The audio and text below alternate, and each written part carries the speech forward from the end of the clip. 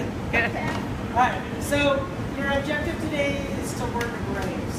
And let's go over again what braising means. So Drew, do you remember what kind of cooking method is braising? What kind of cooking method is braising? What? Caesar? Combination. Combination. Okay. And what is it a combination of?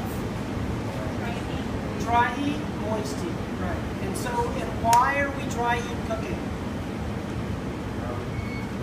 Resolve. Why do we dry heat cook for the first stage of braising?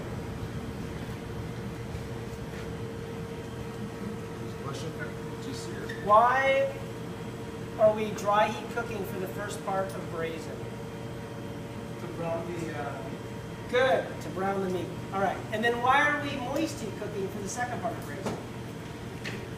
it's a tough kind of meat. Good, to tenderize. So that leads us into the next question. What is the composition of the protein that we're going to choose to braise? Tough, exactly. And so how do we tenderize? What makes it tough? Elastin, right? And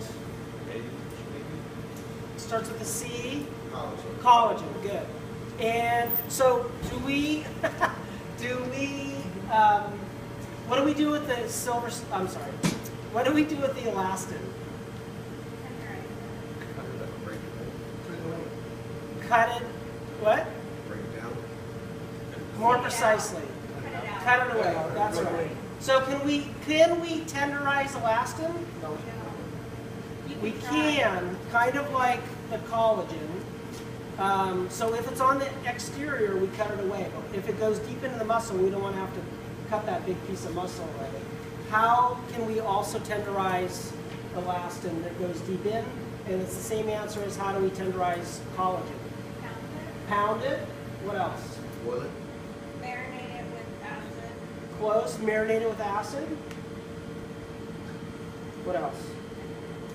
Salt breaks it. Salting's not going to tenderize. The acid will tenderize it. Cut into small pieces. Very good. Mix the grains. Good, Shannon. Cut it very thin. Right. Okay. So in our, we are using bottom round today in your recipe for the braising. And where's that? What's the common name for where's that on the cow? John, where's the bottom round come from? Don't say it out loud. You're on video. That's right, the butt. All right, good. So, and then what the front end of the cow, is that tough also? Yeah. Right. So both of those are using. That's where the muscles use the most, really, in the shoulder and the butt. And what's going to have more marbling, the chuck or the round? Round. What's going to have more marbling? What's marbling again? Intermuscular fat. Right. So which one has more marbling, the round or the chuck? Round. Chuck, The chuck. obviously. Right. So we're using round, which means that it's kind of lean. So we have to be careful not to overcook it even though we're braising it. All right, and so I'm going to demo for you. This is round and it's already been cut and the silver skin's been removed. I'm just going to demo one piece. So it's already been cut thin. And as you can see here, there's a little bit of silver skin in there. But if we keep cutting it, we're going to cut into the meat too much. So there's two parts of the hammer, the flat and the waffle part. And I want to use the waffle part. So, but what's the first thing I'm going to do? We talked about a little bit earlier. What's the first thing? That's right. Season the meat. All right. So I'm going to go from high and kind of rain on the meat like that. And I can go ahead and flip it, so I do it all at once. You notice I'm not touching it with my hands. If I was going to touch it with my hands, I would want to just use one hand to turn the meat and the other for the salt, so I don't cross-contaminate that. All right. Now, I'm going to use this because I want to really break into the collagen and break it apart. If I was going to use the flat, I might decide to put plastic wrap over the top of it so it doesn't splatter all over me. If you're working in a restaurant, we were making 50 portions. By the time you're done pounding 50 portions, you'd probably be splattered with beef blood all over you, so you want to keep playing. I'm just doing one. So, I'm sorry, wrong side. So we're just going to tenderize it. It's a lovely noise. We'll turn it over. And I'm going to pound it a little bit more where there's more connective tissue. You can see this intermuscular is where the connective tissue is more than anything. Turn it back over.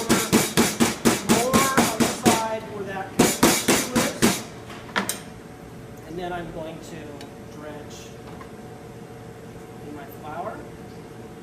And I'm just going to leave it there for now.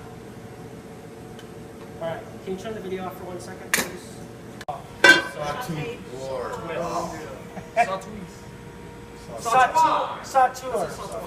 Sauteur. So the slope side of the saute pan, the way I remember it is it's a sauteuse, like you use a saute pan. I don't know if that helps with the wording. Okay, so the first process of our braise is we're going to brown the meat. I want to find an appropriate size pan and preheat it. And then I'm just going to add my oil. This has been preheated. You can see the oil is running, so it shows that it's hot. And we've dredged in flour. And I'm going to shake the excess flour. And then when I put the meat into the pan, I want to put it away from me. So if it splashes away from me, not towards me, right? And I can see that it's sizzling. Probably, this piece of meat is long enough for this pan, but it probably really should take 2 pieces of meat. You don't want to have lots of open areas where it's going to get hot spots and possibly burn. Now, the other thing is, do you think that this coated in flour is going to brown faster than uncoated in flour? Yeah, so you have to be careful with the flour. And why did we add the flour to the meat? Keep the moisture inside the meat. What other reasons might there be? Get it crispy outside. Okay, so it's going to give a little bit different texture than just plain meat. And then what else? Good, thickens the sauce. Right. So as you notice from the recipe, there's a little addition of flour later as well, but you might not need it. If you have a nice thick gelatinous veal stock and a very piece of meat with a lot of collagen, you might not need that additional flour. All right, so you can see the pan's starting to smoke a little bit, and I got a little bit dark there. This golden is what I'm looking for. So now I'm going to turn down the pan a little bit as I continue to brown this other side. Can you grab, there's some veal stock over by the water there. Can you grab that, please?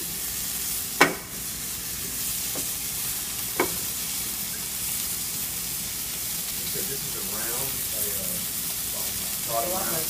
want to hand it to you.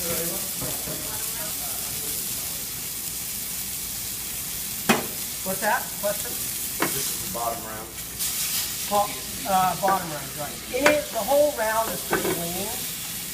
It's definitely inexpensive, thank you. All right, so I'm going to remove that into a different container so I don't cross-contaminate. I'm going to start to saute my onions. Again, I'm pushing that away from. You can do the onions and the carrots at the same time. And it's going to, the little bit of moisture that's going to come out from the onions might help deflate a little bit. I am getting a little smoky, so I'm going to turn down just a little bit. I am going to season as I go, so just a little bit of salt. So a little bit of pepper. And then as that's working, your recipe, so there's a lot of moisture in the celery. So this doesn't caramelize very well. You have to get it pretty hot. And it's not have a lot of natural sugar in it like the onions and carrots do. So it's kind of an afterthought in your caramelization process, meaning you do it towards the end. And then if you notice in your recipe also, it says to add the flour to make your roux, and then add the tomato to make the tomato paste, and that's a little bit backwards. Why do you think that I say that? Anyone? Tomato paste has a liquid, you can't really turn the flour and then it's going to burn up Right, and the tomatoes will go a little bit hotter than the flour to get to that caramelization stage. Yeah. All right, so I'm getting a little bit of color on there. So I'd say I'm about halfway done. I'm gonna add my celery. Don't forget the celery.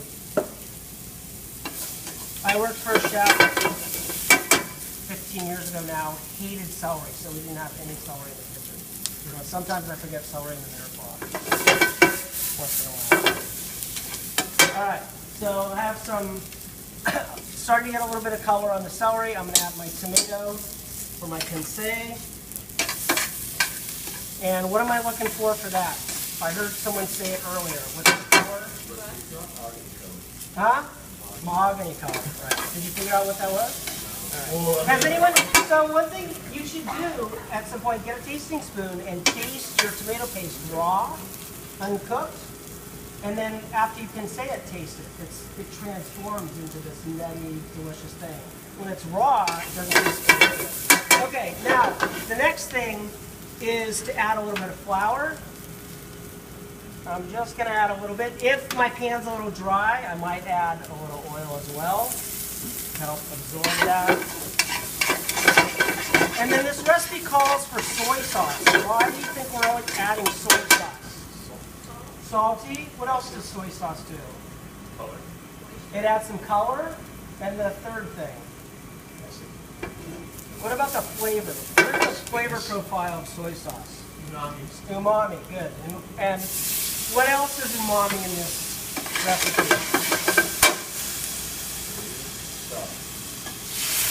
The meat's umami flavor. Good.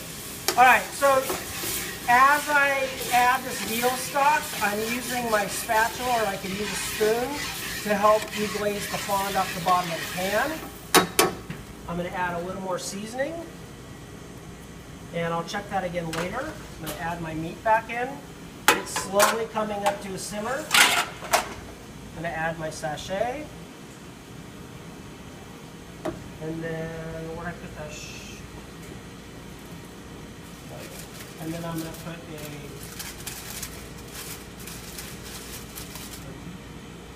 cartouche on top. And then I'll get foil and finish that. And so how long do you think that's going to take to get tender? Pork tender. Yeah, at the most. What's the recipe say? Yeah. So it depends. It depends on the cut of the meat. Like the chuck would probably take a little bit more time, and then if it's cut a little bit thicker, take a little bit more time. It depends on the cut and how thick it's cut.